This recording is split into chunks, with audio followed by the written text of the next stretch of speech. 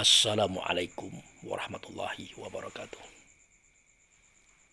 Saudaraku kaum muslimin dan muslimat, saat ini adalah pukul 3:30 dini hari.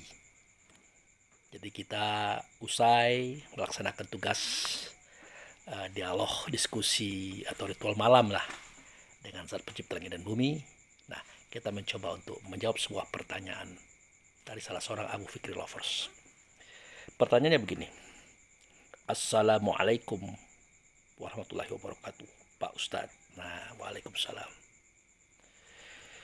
Mohon bertanya, bagaimana cara menutupi sholat yang lalai atau tertinggal di masa lalu?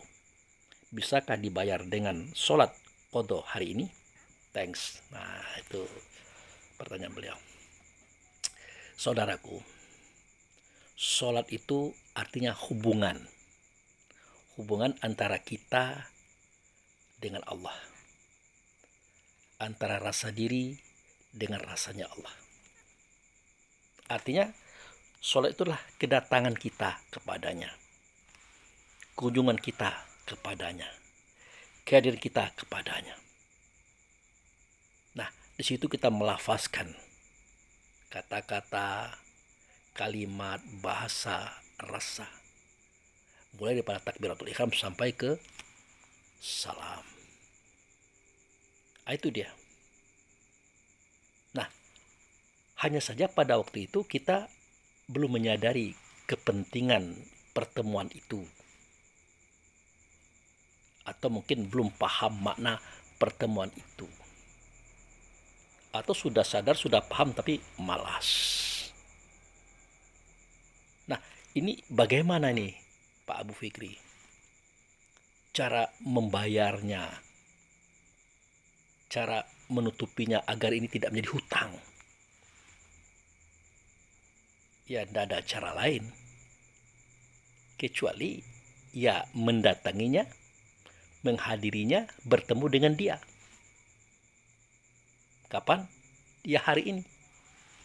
Hari di mana kita sudah mulai paham apa itu hubungan kita dengan dia, di mana kita sudah mulai merasakan itu bukan kewajiban tapi keperluan dan kepentingan kita kepada dia, ya cukup.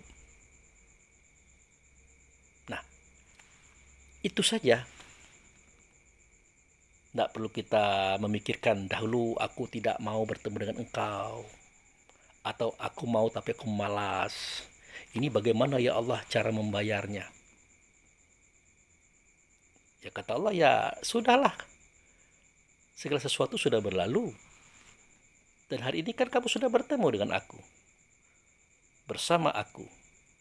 Tidak ada suara kata, tidak ada perbuatanmu kecuali mencerminkan keberadaanku pada dirimu dan keberadaan dirimu padaku.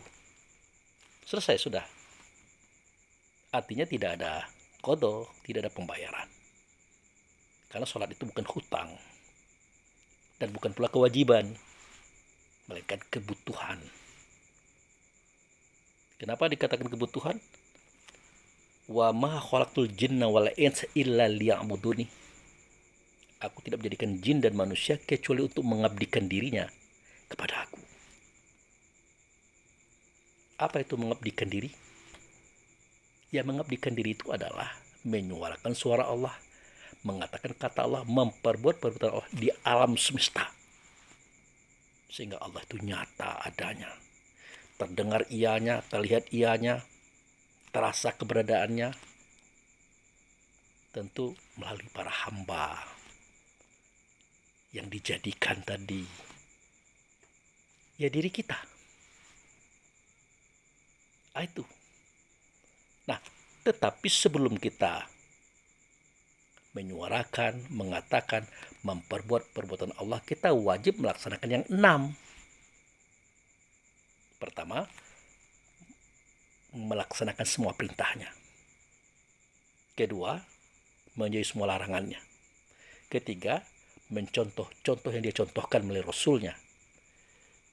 Keempat, pergi kalau disuruhnya. Kelima, datang kalau dipanggilnya. Keenam, diam kalau tidak ada ilmu daripada dia. Stop. No comment.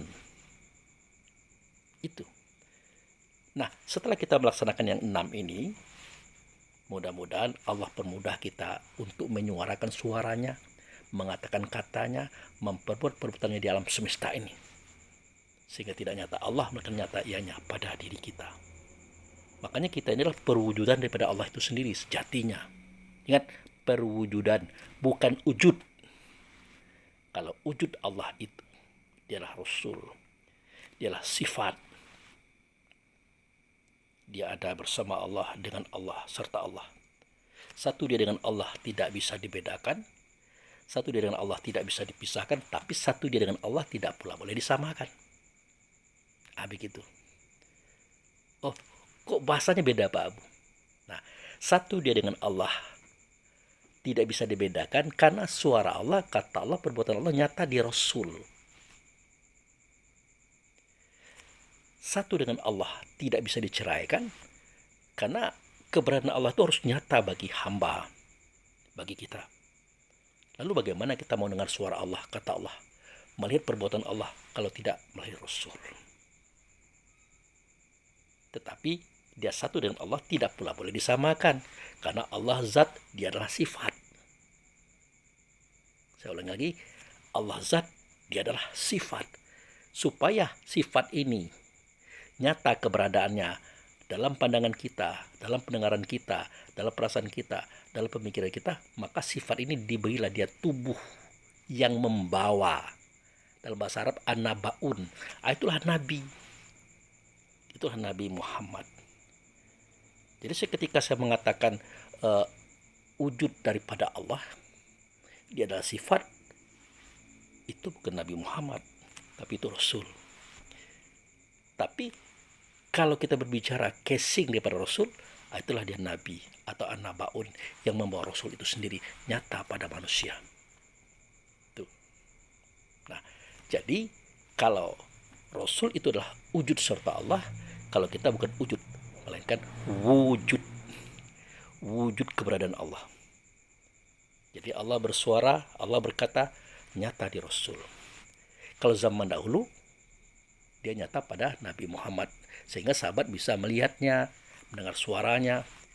Tapi setelah Nabi Muhammad tidak ada lagi, maka suara kata Allah dan Rasul itu nyata dalam rasa diri kita. Makanya kita menyatakannya, menyuarakannya.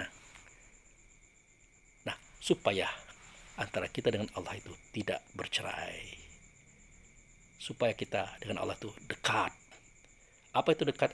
Jauh tidak berjarak, dekat pun tidak berperantara. Satu kesatuan yang tidak terpisahkan. Itulah sholat. Itulah hubungan. Hubungan yang paling dalam adalah waktu sujud. Apa itu? Wasjud waqtarib. Kau sujud, waktu itu kau dekat. Apa itu dekat? Ya, yang saya katakan tadi. Jauh tidak berjarak, dekat tidak berperantara. Suara Allah, kata Allah, perbuatan Allah tidak nyata, melainkan nyata ya pada kita. Nah, itulah saudaraku jawabannya. Itulah jawabannya. Jadi tidak perlu diulang lagi, tidak perlu dibayar lagi. Karena hakikat sholat itulah mendatangi, menemui, menghadiri Allah. Itu. Lah, kalau sudah bertemu, sudah didatangi, sudah dihadiri, bagaimana kita membayarnya? Makanya kata Allah, oh enggak usah dibayar. Kan sholat itu kan pertemuan kamu dengan aku. Nah, sekarang kan kamu sudah bertemu, apanya lagi mau dibayar? Apa yang mau dicari? Enggak ada. Nah, itu saudaraku. Nah, jadi demikianlah jawaban daripada saya tentang apakah sholat itu perlu dibayar atau dikodo momentum di mana kita meninggalkannya. Ya enggak usahlah. Cukuplah pertemuan hari ini kita pupuk baik-baik, kita jaga baik-baik, jangan kita bercerai lagi dengan Allah. Karena sebentar lagi kita akan kembali kepadanya. Sebenarnya seketika kita dekat dengan Allah, sebenarnya kita sudah kembali. Tidak kemana-mana lagi kita itu. Karena Allah tidak beruang, tidak berwaktu. Tidak bertempat dan tidak ditempatkan. Mau kemana? Tidak ada. Itu saudaraku. Oke, terima kasih. Wabillahi taufiq wal hidayah. Assalamualaikum warahmatullahi wabarakatuh.